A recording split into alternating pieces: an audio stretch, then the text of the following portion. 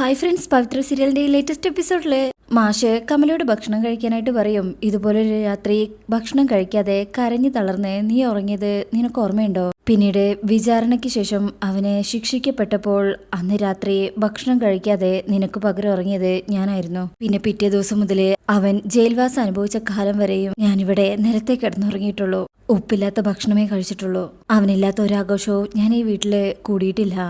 ഓണം വിഷുവും എന്ത് പരിപാടി വന്നാലും നിന്നെ കൂട്ടി ക്ഷേത്രങ്ങളായ ക്ഷേത്രങ്ങൾ പോവുകയും പടച്ചോറ് തിന്നാ ചെയ്തത് ആ ദിവസങ്ങളിൽ. ഇതൊക്കെ ഇങ്ങനെ പറയുമ്പോൾ അമ്മ പൊട്ടിക്കരയണേ. അങ്ങനെ മാഷ് കമലയുടെ അടുത്തുനിന്ന് എഴുന്നേറ്റിട്ട് പറയും, ഒരുപക്ഷെ ഈ കേസിൽ അവൻ ശിക്ഷിക്കപ്പെട്ടാൽ ഇത് തന്നെയായിരിക്കും എൻ്റെ അങ്ങോട്ടുള്ള ജീവിതവും. പുറത്തിറങ്ങുമ്പോൾ അവൻ എന്നെ വെറുത്തോട്ടെ, ലോകത്തിലെ അവൻ്റെ ഏറ്റവും വലിയ ശത്രു ഞാനായിക്കോട്ടെ, പക്ഷേ പുറത്തിറങ്ങുന്ന അവനെ ജീവിതത്തിലേക്ക് കൂട്ടിക്കൊണ്ടുവരാൻ നീ ഉണ്ടാവണം. അവനില്ലാതായ കാലത്ത് അവൻ്റെ അമ്മയെ കൂടി നരകിപ്പിച്ച് ഇല്ലാതാക്കിയവനാണ് ഞാനെന്ന് അവൻ പറയാൻ ഇടവരരുത്. ഇങ്ങനെ പറയുമ്പോൾ കമലയുടെ സങ്കടം കൂടെ മാത്രമേ ചെയ്യുന്നത്. അങ്ങനെ മാഷ് കഴിക്കേ എന്ന് പറഞ്ഞ് അടുത്ത് ചെന്ന് ആ ഭക്ഷണം മുന്നിലേക്ക് വെച്ചു കൊടുക്കും. അമ്മ വാങ്ങിക്കാതാവുമ്പോൾ മാഷ് പറയും, നാളെ അവനെ കോടതിയിൽ ഹാജരാക്കും, റിമാൻഡിലായിരിക്കും. വിചാരണയ്ക്ക് ശേഷം അവന്റെ ഭാഗത്ത് സത്യത്തിന്റെ ഒരു കണികയുണ്ടെങ്കിൽ അവനെ കോടതി വെറുതെ വിടും, ഉറപ്പ് എന്നിങ്ങനെ മാഷും സങ്കടത്തിലാ പറയുന്നത്. ആരുടെ മുന്നിലും കാണിച്ചില്ലെങ്കിൽ കമലയുടെ മുന്നിലെ മാഷ് മനസ്സ് തുറക്കുന്നുണ്ട്. അതുകൊണ്ട് തന്നെയാണ് എപ്പോഴും മാഷ് കൂടെ കമല നിൽക്കുന്നതും. അങ്ങനെ കമലയെ ചേർത്ത് പിടിക്കുകയാണ് മാഷ്. അങ്ങനെ രണ്ടുപേരും കെട്ടിപ്പിടിച്ച് ഇങ്ങനെ കരയും.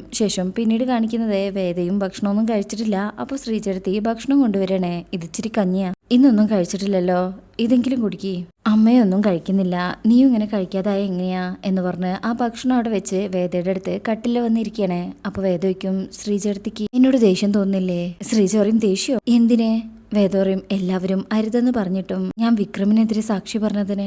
അങ്ങനെ ചോദിച്ചാൽ തോന്നിയിരുന്നു, പക്ഷേ അങ്ങനെയല്ല തോന്നുന്നത്. എന്തെങ്കിലും കാരണമില്ലാതെ നീ അങ്ങനെ ചെയ്യില്ലെന്ന് എന്റെ മനസ്സ് പറയുന്നു. വേദയ്ക്കും ശ്രീചേട്ടത്തിക്ക് അങ്ങനെ തോന്നാൻ കാരണം? ശ്രീജ പറയും, വീട് സ്വത്ത് എല്ലാം ഉപേക്ഷിച്ച് വിക്രമിനെ മതിയെന്ന് പറഞ്ഞേ ഇവിടേക്ക് വന്നവളാ നീ.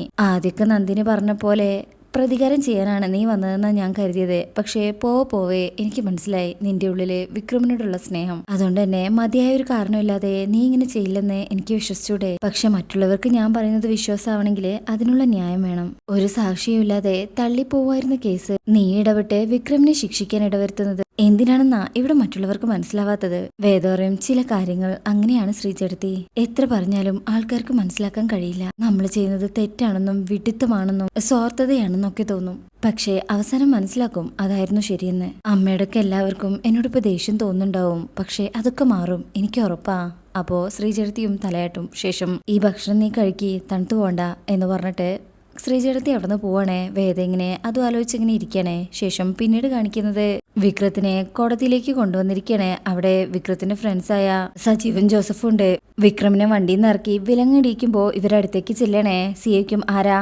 വിക്രത്തിന്റെ ഫ്രണ്ട്സ് ആണേ, ആരായാലും ഇപ്പൊ സംസാരിക്കാൻ പറ്റില്ല, മാറി നിൽക്കണം അങ്ങോട്ട് എന്ന് പറഞ്ഞ് അവരെ ഒരു തട്ട് കൊടുത്തിട്ട് പോലീസുകാരെ വിക്രത്തിനെ കോടതിയിലേക്ക് കൊണ്ടുപോവാണ്. അങ്ങനെ അവരിങ്ങനെ പുറത്ത് നിൽക്കുമ്പോഴായിരിക്കും അങ്ങോട്ട് ശങ്കരനാരായണൻ വരുന്നത്.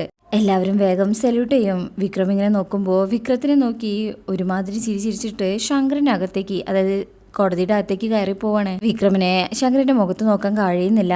ഇങ്ങനെ നോക്കുന്നുണ്ട്, എന്നാൽ തല താഴ്ത്തിയിട്ടും നിൽക്കണേ. അങ്ങനെ പിന്നീട് അല്പസമയം കഴിഞ്ഞാല് കേസ് വിളിക്കുകയാണ്. പ്രതിയായ വിക്രം എന്ന് വിളിക്കുന്ന വിക്രം സുധാകരൻ. അങ്ങനെ 3 തവണ വിളിക്കുമ്പോഴേക്കും വിക്രമിനെ അവിടെ ഹാജരാക്കുകയാണ്. അങ്ങനെ വിക്രം അവിടെ കയറി വന്ന് ആ പ്രതിക്കൂട്ടിൽ നിൽക്കുമ്പോൾ ശങ്കരനാരായണൻ ഇങ്ങനെ നോക്കും. വിക്രം തല താഴ്ത്തി ഇങ്ങനെ നിൽക്കണേ. അങ്ങനെ കേസ് തുടങ്ങുക. MLA വാസുദേവന്റെ മകനെ നടു റോട്ടിലിട്ട് പട്ടാപ്പകലെ കൊല്ലാൻ നോക്കിയെന്നാണ് കേസ്. ജഡ്ജ് ചോദിക്കും, സാക്ഷിയുണ്ടോ? ഉണ്ട് സർ, മൊഴി പോലീസ് രേഖപ്പെടുത്തിയിട്ടുണ്ട്. അങ്ങനെ അത് കൊടുക്കുമ്പോ ജഡ്ജി അതെല്ലാം നോക്കി പരിശോധിക്കുക. ഈ സമയം വിക്രമിന്റെ വക്കീൽ പറയും, സർ, എന്റെ പ്രതിയെ ഈ MLAയുടെ മകൻ ആക്രമിക്കുകയായിരുന്നു. തമ്മിൽ നടന്ന അടിപിടിയാണിത്, അല്ലാതെ എന്റെ കക്ഷി കൊലപാതകത്തിന് ശ്രമിച്ചതല്ല. ജഡ്ജി പറയും, അതുകൊണ്ടായിരിക്കും അടി കിട്ടിയാളെ മരിക്കാനായി ആശുപത്രിയിൽ കിടക്കുന്നതും നിങ്ങളുടെ കക്ഷി പൂർണ്ണ ആരോഗ്യവാനായി ഇപ്പൊ കോടതിയിൽ നിൽക്കുന്നതും അല്ലേ? അങ്ങനെ വരുണിന്റെ വക്കീല് പറയും, പ്രതിയുമായിട്ട് എന്റെ കക്ഷിക്ക് യാതൊരു ബന്ധവുമില്ല, മുൻപരിചയവുമില്ല, മറ്റെന്തോ ഉദ്ദേശം കൂടി ഈ ആക്രമണത്തിന് പിന്നിലുണ്ട്. അത് അന്വേഷിച്ചറിയാൻ പ്രതിയെ പോലീസ് കസ്റ്റഡിയിൽ വേണം. അങ്ങനെ കേസെല്ലാം നോക്കിയതിനു ശേഷം ശങ്കരൻ പറയും, പ്രഥമ ദൃഷ്ടിയാൽ പ്രോസിക്യൂഷൻ കേസ് ഇവിടെ നിലനിൽക്കുന്നുണ്ട്, അതുകൊണ്ട് പ്രതിയെ 2 ആഴ്ചത്തേക്ക് റിമാൻഡ് ചെയ്തിരിക്കുന്നു. വിക്രമിന്റെ മുഖത്ത് പ്രത്യേകിച്ച് ഭാവമാറ്റമൊന്നുമില്ല. അങ്ങനെ 2 ദിവസത്തേക്ക് പോലീസിന്റെ ആവശ്യപ്രകാരം കസ്റ്റഡിയിൽ അനുവദിച്ചിരിക്കുന്നു എന്ന് പറഞ്ഞ് ആ കോടതി അവിടെ അവസാനിപ്പിക്കാം. അടുത്ത ഹിയറിംഗ് ഈ മാസം 16-ാം തീയതി. Next case. അപ്പോഴേക്കും പോലീസുകാരെ വിക്രമിനെ അവിടുന്ന് കൊണ്ടുപോവാണ്. ശേഷം പിന്നീട് കാണിക്കുന്നത് മാഷെ സൈക്കിളുമായിട്ട് വീട്ടിലേക്ക് തിരികെ എത്താണ്. ഈ സമയം കമല ഓടി വന്നിട്ട് എന്തായി മാഷെ? അപ്പൊ മാഷ് ഒന്നും പറയില്ല. എനിക്കറിയാം മാഷ് പോവില്ലെന്ന്, പക്ഷെ അവന് വേണ്ടി വക്കീലിന്ന് ജാമ്യാപേക്ഷ കൊടുക്കുന്നേ അവന്റെ കൂട്ടുകാര് പറയുന്ന കേട്ടു. അതെന്തായി? എന്തെങ്കിലും അറിഞ്ഞോ? ജാമ്യം കിട്ടി അവൻ വന്നാലേ നമുക്ക് അവനെ കൂട്ടി കാടാമ്പുഴ ക്ഷേത്രത്തിൽ പോണം, അവിടെ തേങ്ങ ഉടയ്ക്കണം, എല്ലാ പ്രശ്നങ്ങളും മാറിക്കിട്ടും. ഞാൻ നേർന്നിട്ടുള്ളതാ, ഇനി അതിന് വരില്ലെന്ന് മാഷ് പറയരുതേ. അവളോടൊപ്പം സാക്ഷിമൊഴി കൊടുക്കാൻ സ്റ്റേഷനിലേക്ക് പോയതല്ലേ, ആ ദോഷം കൂടെ അവിടെ ചെന്ന് പ്രാർത്ഥിച്ച് തീർക്കാം. മാഷറിയും ഞാൻ കോടതിയിൽ പോയിരുന്നോ? അകത്തേക്ക് കയറിയില്ലെന്ന് മാത്രം, ആ പരിസരത്ത് തന്നെ ഉണ്ടായിരുന്നോ? അപ്പം അമ്മ പ്രതീക്ഷയോടെ ചോദിക്കും, എന്നിട്ടോ?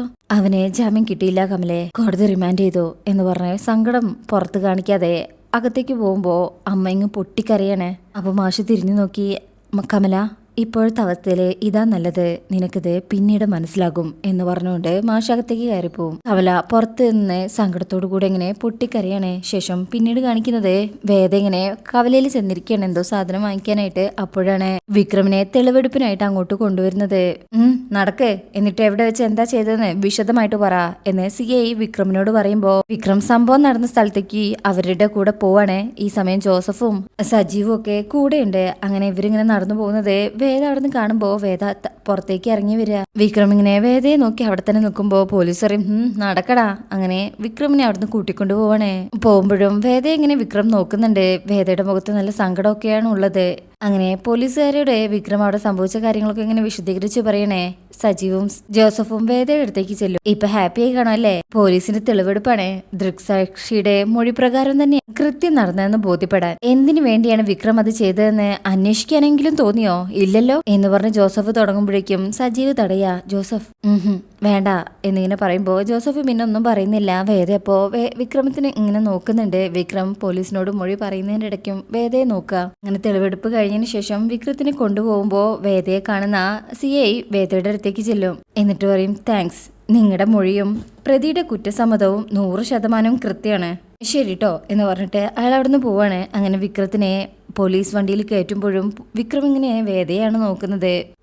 വിക്രത്തിന്റെ മുഖത്ത് ഒരു കുറ്റബോധവും ഇല്ല. താൻ ചെയ്തത് ശരിയാണെന്നുള്ള വിശ്വാസത്തിലാണ്.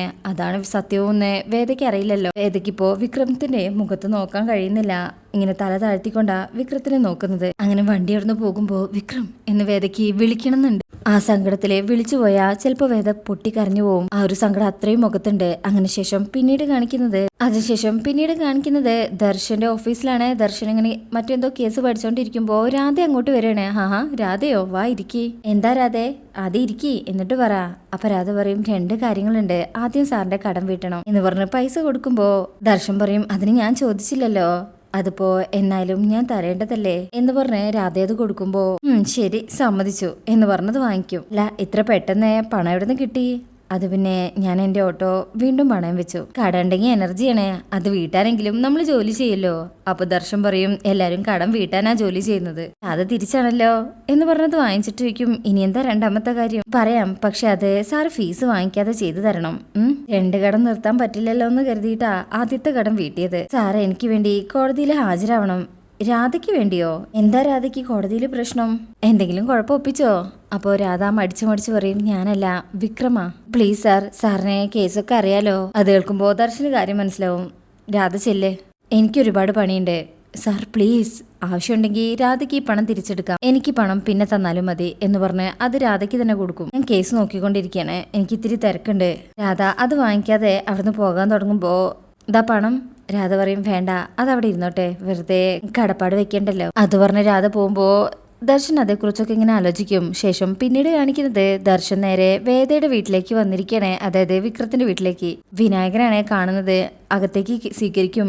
ഞാൻ പറയുമ്പോ തന്നെ എനിക്ക് മനസ്സിലായി എന്ന് പറഞ്ഞ് അവിടേക്ക് കയറ്റിയിരുത്തണേ. അപ്പോഴേക്കും അങ്ങോട്ട് നന്ദിനി വരും. എനിക്ക് വേദയൊന്ന് കാണണമായിരുന്നു. വിനയം പറയും നന്ദിനി വേദയെ വിളിക്കേ. അങ്ങനെ നന്ദിനി വിളിക്കാനായിട്ട് പോകും. ഇതേ സമയം അടുക്കളയിലെ വേദ എന്തൊക്കെയോ ജോലി ചെയ്യണേ. അമ്മ സങ്കടത്തില് വിഷമിച്ചിങ്ങനെ ഇരിക്കുമ്പോഴായിരിക്കും നന്ദിനി അങ്ങോട്ട് വന്നിട്ട് വേദേ നിന്നെ കാണാൻ ഒരാൾ വന്നിട്ടുണ്ട്. ആരാ? നിന്നെ കേട്ടാനിരുന്നില്ലേ ആ വക്കീല്? അയാൾ തന്നെ. ദർശനോ? അതെ. ഇത് കേൾക്കുമ്പോ അമ്മയുടെ ഉള്ളിൽ ആക്കൊരു പേടി വരുന്നുണ്ട്. അങ്ങനെ വേദ അവിടെ നിന്ന് അങ്ങോട്ട് പോകും. അങ്ങനെ വേദ പോയി കഴിഞ്ഞാൽ അമ്മ ഇങ്ങനെ ശ്രദ്ധിക്കുന്നുണ്ട്. അങ്ങനെ വേദ വന്നിട്ട് എന്താ ദർശ, ഞാൻ കേസിന്റെ കാര്യം സംസാരിക്കാൻ വന്നതാ. വേദയ്ക്കും ഏത് കേസ്? അപ്പോഴേക്കും അമ്മയും അതുപോലെ നന്ദിനിയും അങ്ങോട്ട് വരും. ഈ കാര്യം കേൾക്കുമ്പോ അമ്മ ഞെട്ടലോടെ അവരെ നോക്കുക. അവരും പുറത്തേക്ക് വന്ന് നിൽക്കും. ദർശൻ പറയും, വിക്രമിന്റെ കേസ് അടുത്ത 16-നാ അടുത്ത ഹിയറിംഗ്. പോലീസ് സ്റ്റേഷനിലെ മൊഴി കൊടുത്ത സ്ഥിതിക്ക് കോടതി വിളിപ്പിക്കും വേദയെ. അതറിയാം. ദർശൻ പറയും, പബ്ലിക് പ്രോസിക്യൂട്ടർ വളരെ എഫിഷ്യന്റ് ആയിട്ടുള്ള ഒരാളാണ്. വേദയുടെ മൊഴി കേസിനെ എങ്ങനെ ബാധിക്കുമെന്ന് അറിയാലോ അല്ലേ? വേദ മുഖത്ത് നോക്കുന്നില്ല. അറിയാം. ദർശൻ പറയും, പ്രതി വിക്രം, അയാളുടെ ഭാര്യ, നീ ഐ വിറ്റ്നസ്. കേസ് നടക്കുന്നത് നിന്റെ അച്ഛന്റെ കോടതിയിൽ. അറിയാലോ. അപ്പൊ വേദ പറയും, ദർശൻ വന്ന കാര്യം പറയോ? ദർശൻ പറയും, ഈ കേസ് അത്ര സിമ്പിൾ അല്ല വേദ. വിധി വിക്രത്തിനെതിരാവേയുള്ളൂ. അമ്മ ആകെ സങ്കടത്തിലാകും. വേദയ്ക്കുണ്ടെങ്കിലും വേദ അത് പ്രകടിപ്പിക്കുന്നില്ല. വിനയൻ ചോദിക്കും, എന്ന് വെച്ചാ? ദർശൻ പറയും, ജയിലിൽ പോകുന്ന ഉറപ്പാ. വിനയൻ ചോദിക്കും, എത്ര കൊല്ലം? 7 വർഷം എന്തായാലും ഉറപ്പാ. ഇത് കേൾക്കുമ്പോ അമ്മയുടെ സങ്കടം ഇരട്ടിയാവണേ. സങ്കടത്തില് പൊട്ടിക്കരഞ്ഞോവണേ. വേദ ഇങ്ങനെ ശ്രദ്ധിക്കുന്നുണ്ട്. ഇതിപ്പോ പറഞ്ഞതുകൊണ്ട് ദർശൻ ഇങ്ങനെ ദേഷ്യത്തിൽ നോക്കുന്നുണ്ട് വേദ. ഇങ്ങനെയാണ് ഈ ഭാഗം അവസാനിക്കുന്നത്. ശേഷം പിന്നീടുള്ള നെക്സ്റ്റ് പ്രൊമോയില് വേദ മൊഴി കൊടുക്കാനായിട്ട്, അതായത് 16-ാം തീയതി ആയിട്ടുണ്ട്, കോടതിയിലേക്ക് പോകുമ്പോ അമ്മ വീണ്ടും കൊടുക്കരുതെന്ന് പറയണേ. ആ വാസ്തവന്റെ മോനെ കുറിച്ച് ഞാൻ അന്വേഷിച്ചു. ഒരാളും നല്ലത് പറയുന്നില്ല. പോ ചെല്ലേ, നീ പോയി മൊഴി കൊടുക്കേ. പക്ഷേ നീ മൊഴി കൊടുത്താ ഞാൻ നിന്നോട് ഒരിക്കലും ക്ഷമിക്കില്ല. ഞാൻ പറഞ്ഞതുപോലെ നീ ചെയ്യണം എന്ന് വീണ്ടും ഓർമ്മിപ്പിക്കണേ. അച്ഛനും അടുത്തുണ്ട്. അങ്ങനെ വേദ അമ്മയെന്ന് വിളിച്ചിങ്ങനെ സംസാരിക്കാൻ തുടങ്ങുമ്പോ അമ്മ കൈയൊക്കെ തട്ടി മാറ്റുന്ന ഭാഗമൊക്കെ ഉണ്ട്. ഇതൊക്കെ കാണുമ്പോൾ നന്ദിനി ഇങ്ങനെ സന്തോഷിച്ച് നിൽക്കുന്നതൊക്കെയുള്ളത്. റിവ്യൂ നിങ്ങൾക്ക് ഇഷ്ടാവുന്നുണ്ടെങ്കിൽ ചാനൽ എല്ലാവരും ഒന്ന് ലൈക്ക് ചെയ്ത് സബ്സ്ക്രൈബ് ചെയ്ത് സപ്പോർട്ട് ചെയ്തേക്കണേ. താങ്ക്